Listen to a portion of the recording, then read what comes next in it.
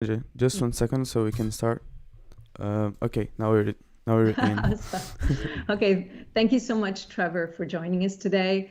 I would like to start by asking you, well, you've been a director for a filmmaker for over 30 years, right? And what got you into it and what keeps you going? Uh, it's a hard question, that one. Stories, story, people, characters, situations. I started going to like art house cinema in Australia, in Melbourne, when I was a teenager way back in the 1970s, and got hooked on film and filmmaking. I grew up watching a lot of films on television. Um, and I eventually had a career in the arts. I went to art school.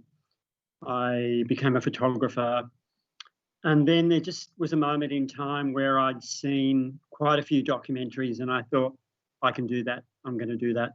And that was when I was about in my late 20s. And I've been making films ever since. So I started in 1982, going back that far. So it's about 35 years, or just over 35 years that I've been making films.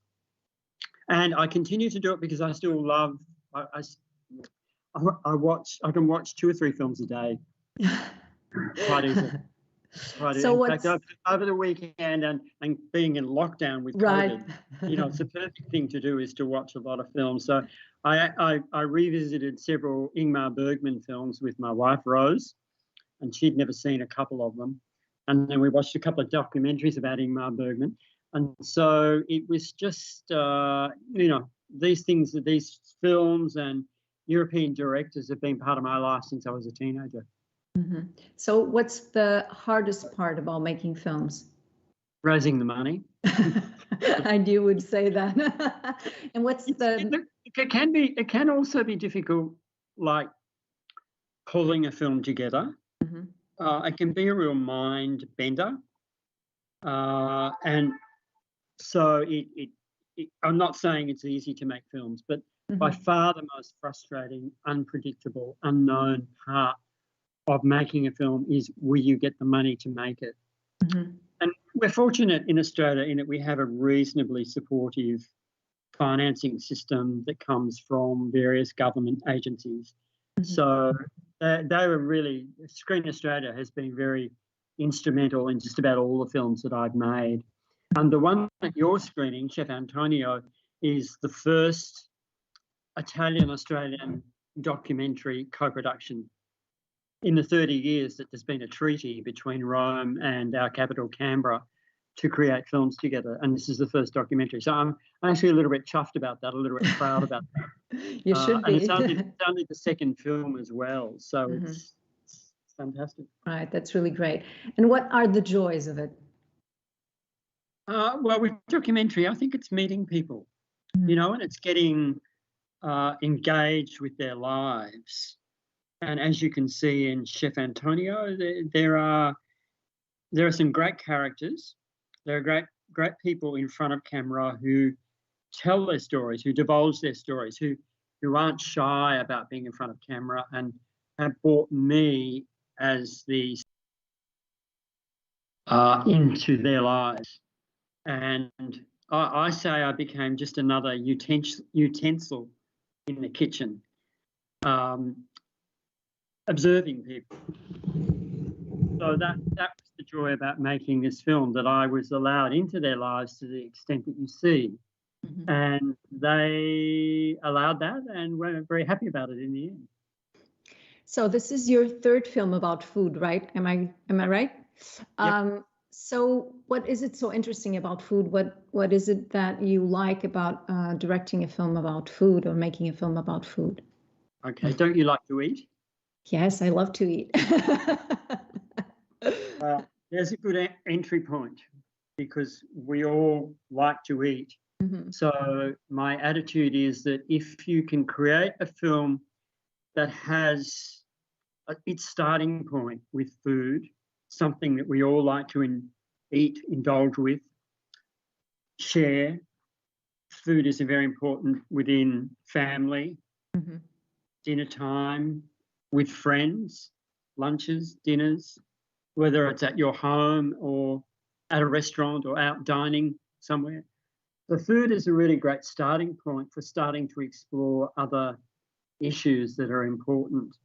The first food film I made was called Make Hummus, Not War. Hummus Mhm. being the dip that we all eat. Yep. And it explored the politics of the Middle East, the conflict between Palestinians and Israelis and Lebanese and Israelis, but from the point of view of hummus, the food.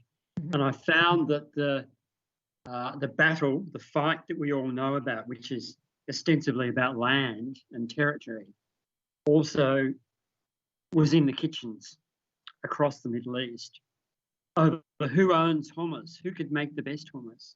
So the film sort of explored food hummus, but it also explored the regional politics.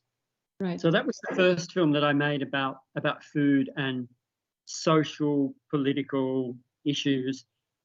Chef Antonio's not so much political, not at all really, but it is very much about a social theme, about social inclusion and how food can be a way of drawing people into a more socially inclusive work environment, social environment, dining environment. And as Chef Antonio says himself, you know, when you've got a full stomach, you're more receptive to ideas. And I think he's right about that. So I think it would be a great moment to show the trailer. Ben, could we do that right now? Yeah, we can. Okay. So we'll show the trailer and then we'll talk. We'll enter in the conversation about the film itself. Okay, no worries. Great. From a misty castle to a lush green vineyard. Welcome to Italy. Working in a kitchen. Chef Antonio has a dream to change the world with I think food. he's working on it. So A young man with It's Down already syndrome. playing. okay. So Let's get some more Mirko's wine. dream is to be a Yeah, chef, let's- just like Antonio.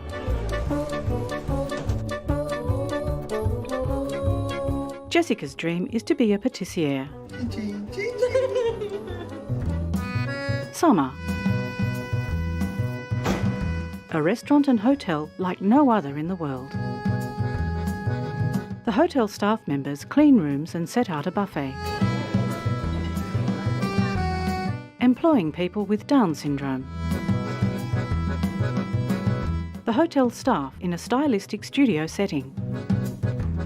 Do you have a boyfriend?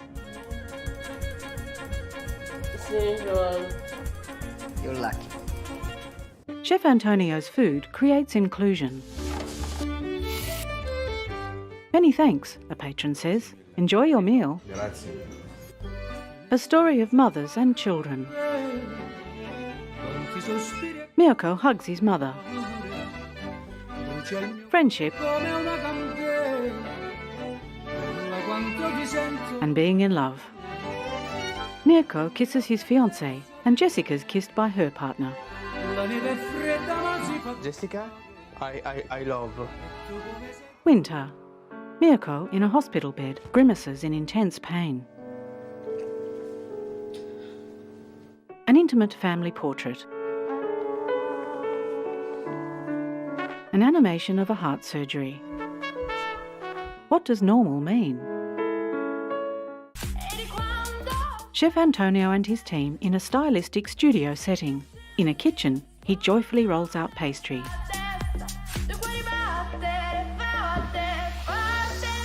A kitchen revolution, bridging intellectual disability, culinary arts and hospitality. Chef Antonio looks up from cutting meat. Chef Antonio's recipes for revolution.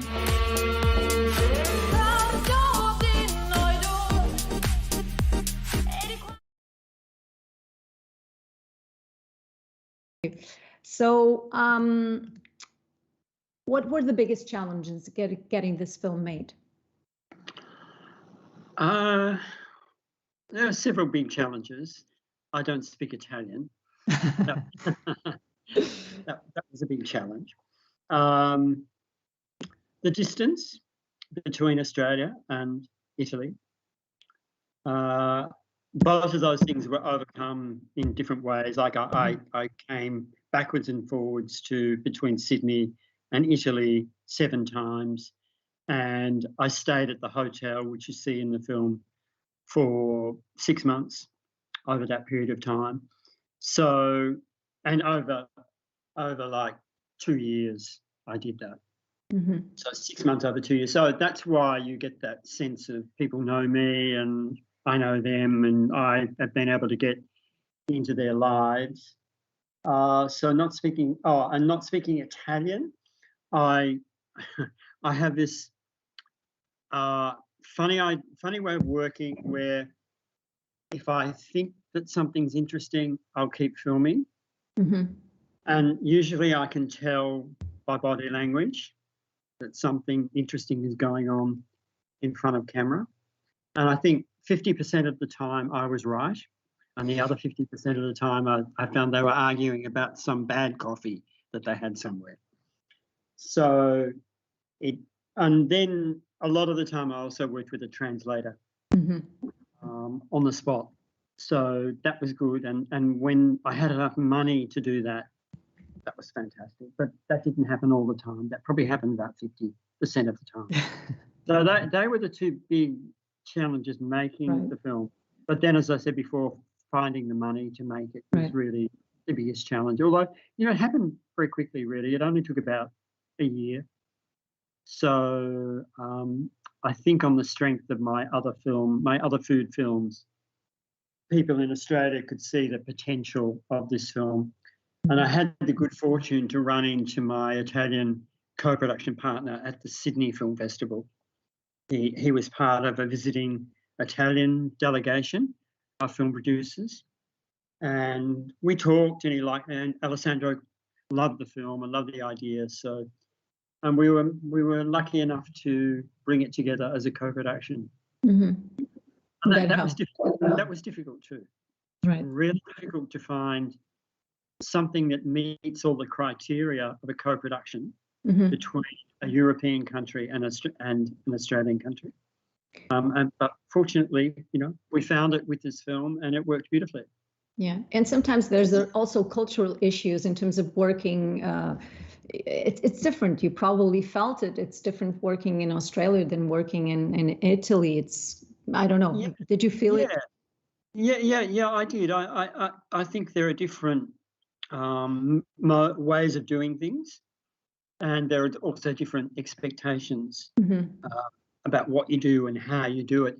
But look, I have some very good partners who are based in Torino, and they more or less gave me free run, really, and whatever I needed, if they had the budget to pay for it, then they would assist, they would help. But look, really, the majority of the money came from Australia. Right. And I think that shows the real flexibility of our funding system in a way that the film is totally shot in Italy. It's totally Italian in subject matter. But it's got an Australian director, an Australian co-producer, and the crew were mostly Australian. So you were the director, producer, writer of this film. So you're pretty much involved in all the aspects of it. So how different is it from what you first envisioned? How different was it? What do you mean? How different is the final result in regards to what you thought about what at I first? set out to do? Yes. I think it's more intimate. And that came about from spending so much time there. I think that's the thing. I think I started off making a film more about the chef. And while he's central to the film and the story, and indeed the film is named after him, but there are a lot of points in the film where you depart from his kitchen and you go off into Mirko's life, his assistant, and Jessica's life, the waitress at the restaurant. and other characters along the way. And I guess it becomes like a collage of characters who all have this central connection through the restaurant, and all having an intellectual disability, and all having the opportunity to train within hospitality so that they can lead independent lives. Now, that was very much the sort of theme of the film from where I started, in terms of social inclusion being very central to the idea. Mm-hmm. But then, you know, it ended up being a film at times about sexuality, Mm-hmm. and the rights of people. It's one of the things that comes out of the film is a discussion about sexuality for people with Down syndrome and intellectual disability, Yeah. and loving relationships for those people. And when I set out to make the film, I was hoping it might go there, but I wasn't sure it Mm-hmm. would. And then by intuition, I think I found the characters that would allow me into their lives to explore those sorts of things. And that's what I think is good about the film. That's what I like about the film. It's those intimate moments. Mm-hmm. And how do you learn about Antonio? I have a friend in Sydney, good friends, who have got a daughter with Down syndrome, an adult daughter. And Tracy, the mum, she works as an advocate for people with intellectual disabilities. And she'd been to the hotel, the Albergo Etico Mm-hmm. in Aston, because she'd heard about it. And she wanted to go and find out about this training program because she thought it could work in Australia. So she was going to do some research to investigate. And I'd worked with her husband. He's a film editor. And so they told me about this experience of going to stay at the hotel. And I thought, I'll check it out. You know, so I went across the very first time. I paid for myself and a cinematographer that I've worked with a lot to go to Asti. We'll just see what we find. It could all end up being, you know, not very much. Could all end up being a failure, or we might find a really great story. Unfortunately, that's what we found. So we were welcomed. We stayed for about 10 days. We shot a lot of stuff with people. And from that very first shoot, you see maybe about 15, 20% of that is now in the film. Mm-hmm. So it was a very successful first 10 days filming. And as I said, I went back 7 times after that, mostly on my own. So about 75% of the film I shot. And I'm glad that it ended up that way because it allowed for all those more intimate moments that really make the film. So what did you gain from all this process, from traveling there, from getting to know the story and directing the film, and of course the final result? And on a personal level, more on a personal level, but also on a professional level, what did you gain from it? Well, I felt like it became quite close to the characters. Seeing Mirko in hospital Mm-hmm. with his mother, Franca, was very moving. Mm-hmm. And to film that, when I went back to my hotel room that night after filming that, I thought, I am so just moved by that experience. And I thought, on my deathbed, I am going to remember that event, because it was so like when he was there on his hospital bed, shaking and shivering and uncontrollably, and we didn't know what was wrong with him. It was like really quite frightening and moving. So that was really quite extraordinary. On a personal and a professional level, I think trusting my intuition. I mean, I know I've been making films for 35 years, but each film is new and a new experience, and you've got to find the way to make the film. It's not like there's a blueprint. Mm-hmm. There's not an architectural design for creating the film. You've got to find the film. You've got to find the story. particularly with documentary. You're sort of writing the story as you make it in real time. And that's the great thing about documentary. That's the thing I love about it, that you start in a very open kind of way and then you start writing the story through what you film and through the people in front of the camera. And that becomes very seductive. It's just being seduced by a story. But you need to also trust your intuition about where you want to take it. Test it, try it. It's like a big experiment to begin with, and then you start to follow more your intuition, and slowly, for me, things come together. And so having that verified, having that realised again was important in making this film. So what are the key messages of the film, and what do you want people to take away from when watching it? What do you want people to experience, and kind of when they go back to their real lives after watching it, what do you want them to take from that? Well, I have three things. I think that as human beings, we all need something to do, someone to love, and something to look forward to in life.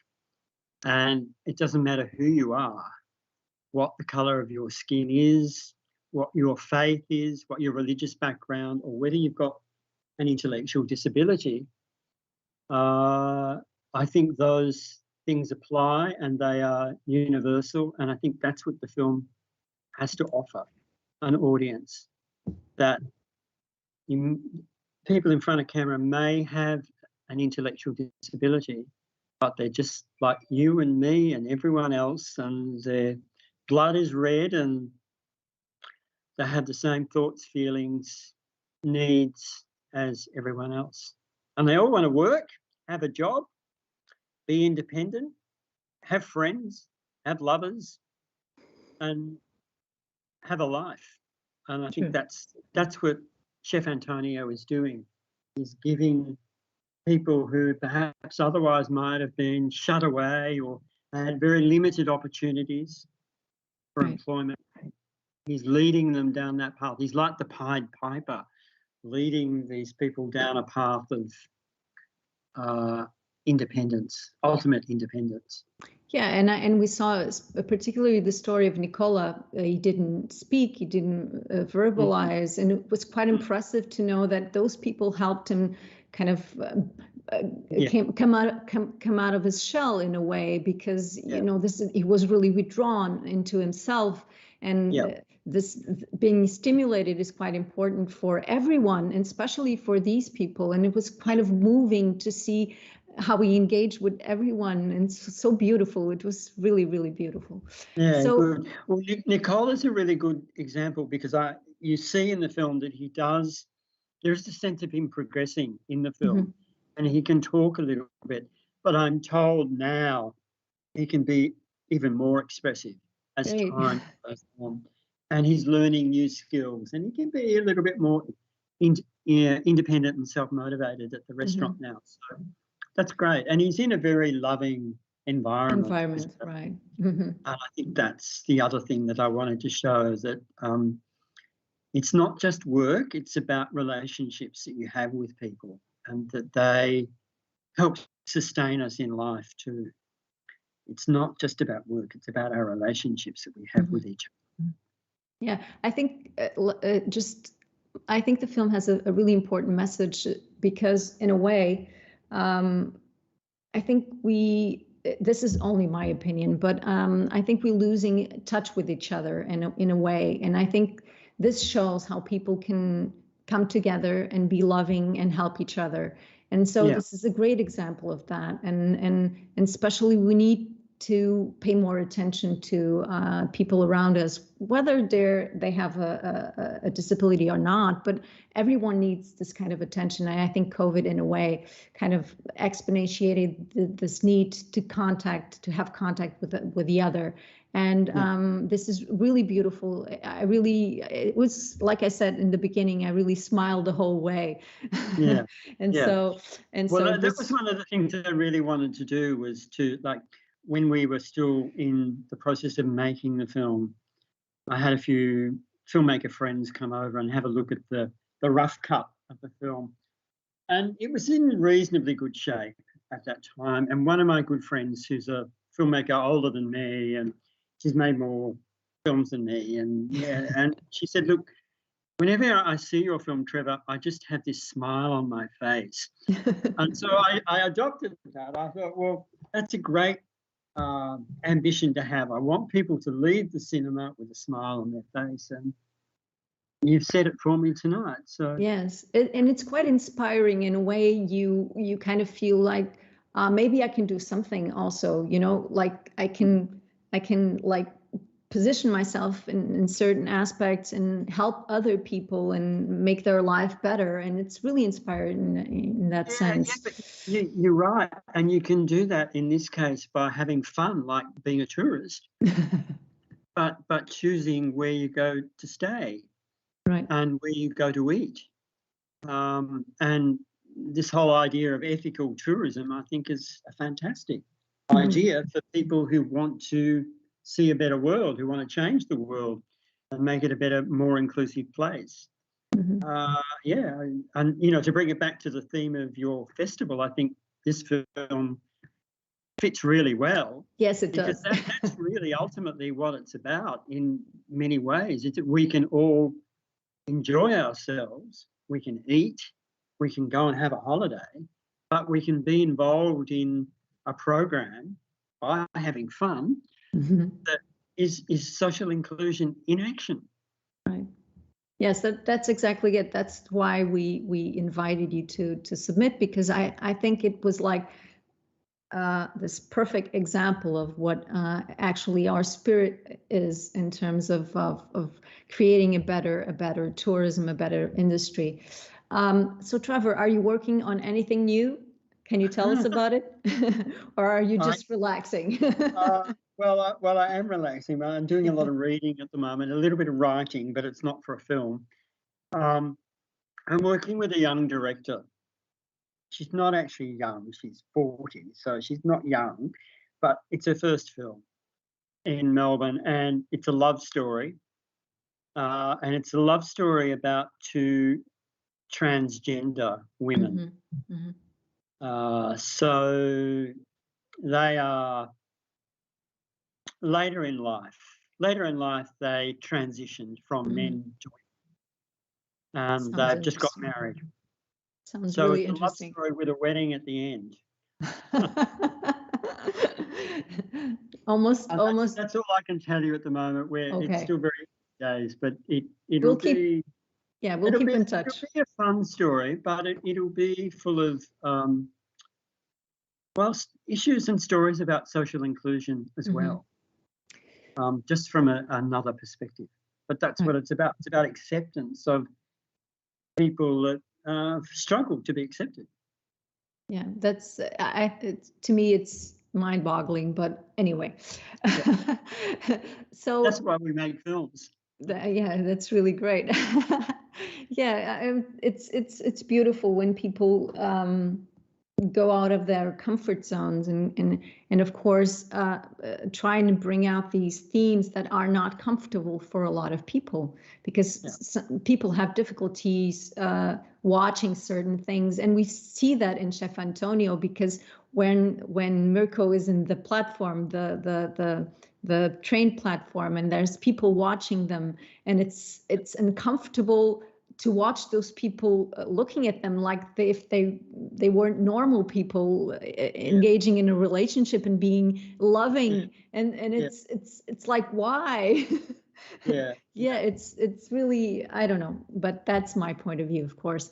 So if you had an unlimited budget, what would you love to do? Well, I'd love to come back to Europe and make more stories in Europe. My part of my heart is in Europe. Australia's a long way away, and we suffer from that, particularly when COVID, isolates you. But I'd love to come back to Europe and make more stories. There's no doubt about that. So we would love to welcome you in Portugal, like I said. So if you want to make a film in Portugal. Okay. All right. Well, I'll put that on my list, on my agenda, and I'll come knocking on your door next year. Yes, we'll certainly would love to have a film made by you in Portugal, given the point of view that you have and your vision and the aesthetic itself. I think it would be beautiful. What for a young filmmaker, what advice would you give? Someone starting out, for someone who's been in the business for so long. I think you've got to follow your passion. To a certain point. I mean, I've been very passionate about lots of ideas, and I've eventually had to give up on them because I can get no one else passionate about it. So I think it's great to be passionate, and you need passion, and you need a real commitment, a dogged commitment. You need a commitment that you can bash your head against a wall and you still want to make the film. But there comes a point where you have to say, can I get the money or can I not? I don't know where you reach that point, because I have reached that point where they haven't been able to get money, but they've still made their film. So, Right. There's lots of ideas that I've given up. But there's also lots of the ideas that I've struggled with and then eventually found the money. So I think you've just got to keep going regardless. That's great advice. So Trevor, thank you so much for taking the time to talk to us. We loved it. I think everyone watching loved it. I hope that we can meet in person one day after all this pandemic craziness.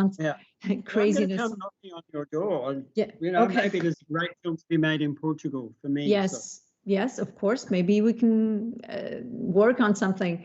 I hope the film gets the success it deserves. It gets screened because, of course, all these restrictions have made it just delayed.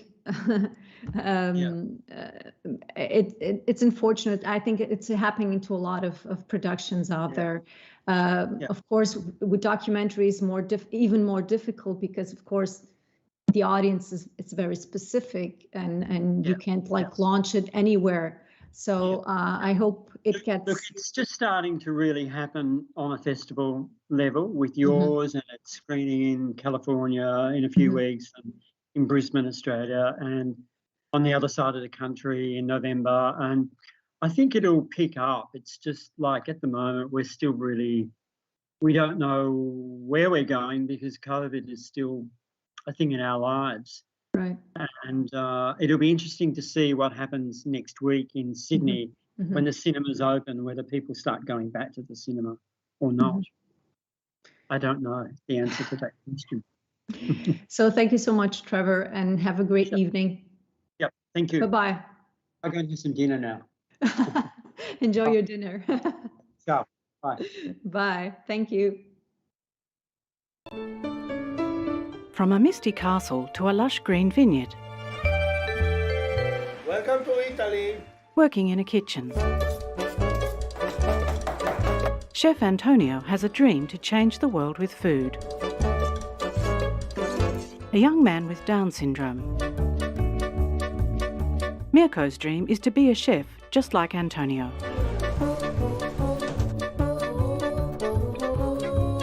Jessica's dream is to be a patissiere. Summer. A restaurant and hotel like no other in the world. The hotel staff members clean rooms and set out a buffet. Employing people with Down syndrome. the hotel staff in a stylistic studio setting. Do you have a boyfriend? You're lucky. Chef Antonio's food creates inclusion. Many thanks, a patron says. Enjoy your meal. Grazie. A story of mothers and children. Mirko hugs his mother. Friendship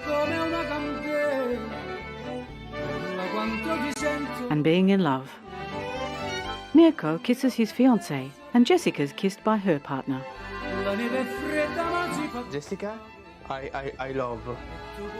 Winter. Mirko, in a hospital bed, grimaces in intense pain. An intimate family portrait. An animation of a heart surgery. What does normal mean? Chef Antonio and his team in a stylistic studio setting. In a kitchen, he joyfully rolls out pastry.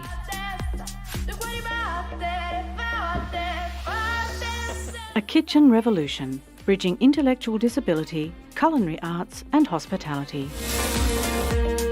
Chef Antonio looks up from cutting meat. Chef Antonio's recipes for revolution.